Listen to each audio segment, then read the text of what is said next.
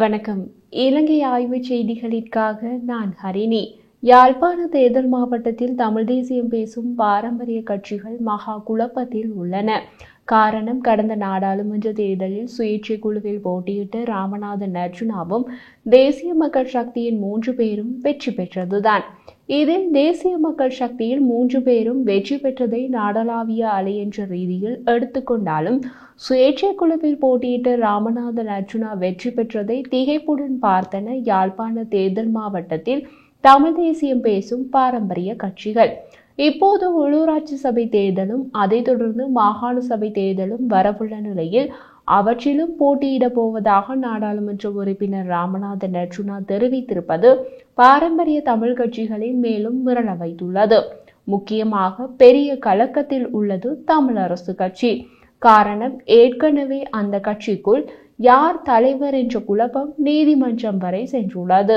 சுமந்திரன் மற்றும் சாணக்கியன் ஒரு அணியாகவும் ஸ்ரீதரன் ஒரு அணியாகவும் கட்சிக்குள் மோதிக்கொள்கிறார்கள். தமிழரசு கட்சியின் பதில் செயலாளர் பதவியில் சுமந்திரன் ஏறி அமர்ந்து தமிழரசு கட்சியை ஆக்கிரமித்து விட்டுள்ளதை அந்த கட்சியின் உறுப்பினர்களே மோசமாக விமர்சிக்க தொடங்கியுள்ளார்கள்.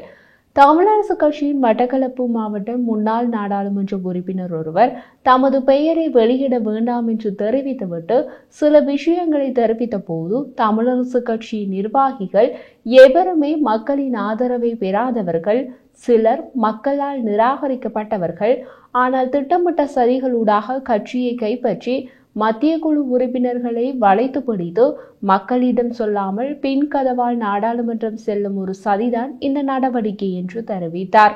அவரது கணிப்பின்படி அடுத்த சில வாரங்களுக்குள் சுமந்திரன் தேசிய பட்டியலூடாக நாடாளுமன்றம் செல்ல தயாராகிறார். கடைசியாக நடைபெற்ற தமிழரசு கட்சியின் மத்திய குழு கூட்டம் பற்றி அவர் மேலும் தெரிவிக்கையில், சுமந்திரன் அதிகாரம் இல்லாமல் ஒரு நாள் கூட இருக்க மாட்டார். ராஜதந்திரிகளை சந்திப்பதானாலும் சரி, கட்சி சார்பாக பேச்சுவார்த்தைகளில் ஈடுபடுவதானாலும் சரி, தன்னை தவிர வேறு யாரும் செல்லக்கூடாது என்ற நிலைப்பாடு கொண்டவர் அவர். அப்படிப்பட்ட எண்ணம் கொண்ட சுமந்திரனை இம்முறை யாழ்ப்பாண தேர்தல் மாவட்டத்தில் தமிழ் மக்கள் நிராகரிப்பதை அவரால் தாங்கிக் கொள்ள முடியவில்லை. மக்களின் ஆதரவுடன் அவரால் இனிமேல் நாடாளுமன்றம் செல்லவே முடியாது. அதனால் பின்கதவால் நாடாளுமன்றம் செல்லும் ஒரு நகர்வின் ஆரம்பம்தான் தமிழரசு கட்சியின் இந்த பதில் செயலாளர் பதவி விவகாரம் என்று அவர் தெரிவித்தார். அதே நேரத்தில் சுமந்திரனின் ஆதரவாளரான கட்சியின் பிரமுகர் வேறு விதமாக சொல்கிறார். சுமந்திரன் ஒருபோதும் பின்கதவால் நாடாளுமன்றம் செல்ல மாட்டார். தேசிய பட்டியல் உறுப்பினராக அவர் நாடாளுமன்றம் சென்றால் அவர் இறந்ததற்கு சமன்.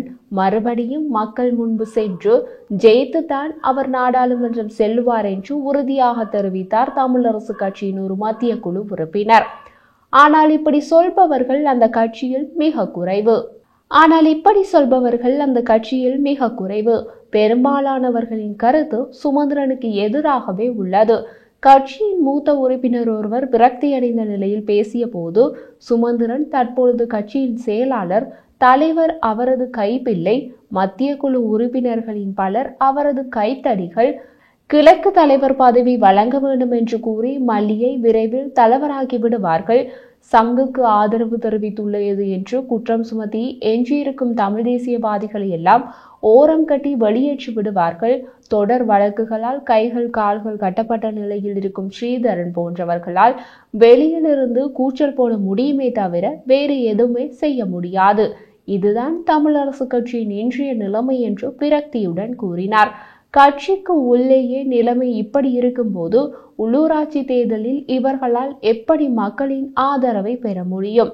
மறுபக்கத்தில் சைக்கிள் கட்சிக்காரர்கள் தையட்டி விகாரைக்கு முன்னால் நின்று கோஷம் போட்டால் ஜெயித்து விடலாம் என்று நினைக்கிறார்கள்.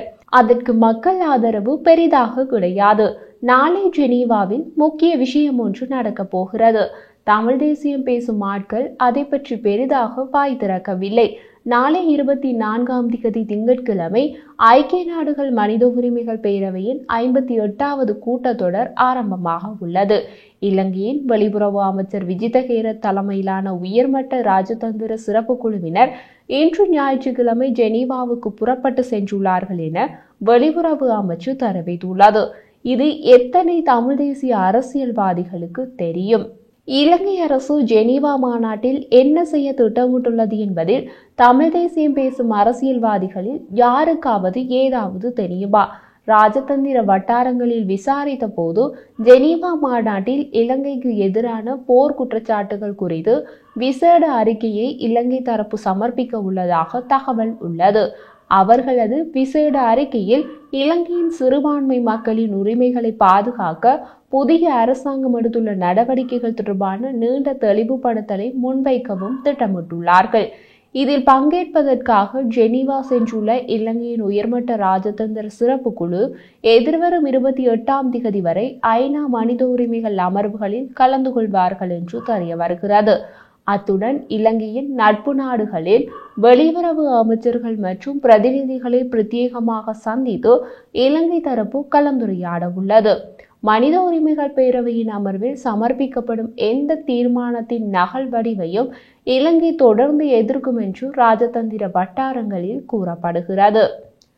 இலங்கையில் இடம்பெற்றதாக கூறப்படுகின்ற போர்க்குற்றங்கள் குறித்து ஆதாரங்களை சேகரிக்கும் வெளிப்புற பொறிமுறைக்கான அதிகாரங்களை நீடிக்கும் ஐநா தீர்மானத்தை நிராகரிக்கவும் ஜனாதிபதி அனுரகுமார தலைமையிலான அரசாங்கம் தீர்மானித்துள்ளது.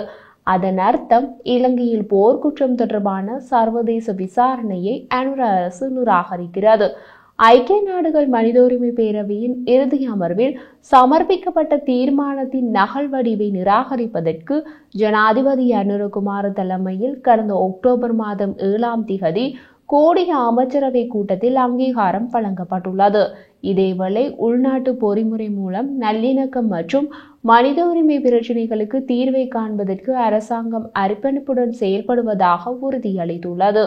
ஆனால் ஜெனீவா தீர்மானத்தில் உள்ள பல விடயங்கள் ஏற்றுக்கொள்ள முடியாது என்றும் குறிப்பிடப்பட்டுள்ளது. இவ்வாறானதொரு நிலையில் ஐக்கிய நாடுகள் மனித உரிமைகள் பேரவையிலிருந்து அமெரிக்கா விலகியுள்ளதால் இலங்கை தொடர்பான செயல்முறையை முன்னெடுத்து செல்வதில் பின்னடைவுகள் ஏற்படக்கூடும் என ஐக்கிய நாடுகள் மனித உரிமைகள் பேரவையின் நிரந்தர உறுப்புரிமைகளை கொண்ட சர்வதேச அமைப்புகள் எச்சரித்துள்ளன. அத்துடன் அமெரிக்கா விலகியதை சுட்டிக்காட்டி 51 கீழ் முதல் நகல் வடிவையும் இலங்கைக்கு எதிராக 2014ஆம் ஆண்டில் நிறைவேற்றப்பட்ட தீர்மானத்தையும் வலுவிழக்க வைக்கும் கோரிக்கையை ஜெனீவாவில் முன்வைக்க இலங்கை அரசாங்கம் தீர்மானித்துள்ளது. இது தொடர்பாக நட்பு நாடுகளான சீனா, ரஷ்யா, பாகிஸ்தான் மற்றும் கியூபா போன்ற நாடுகளின் ஆதரவையும் இலங்கை கோரியுள்ளது. நமது தமிழ் அரசியல்வாதிகள் தமக்கிடையே அடிபட்டு கொண்டு இருக்கிறார்கள். முக்கிய இடங்களில் கோட்டை விட்டு விடுகிறார்கள்.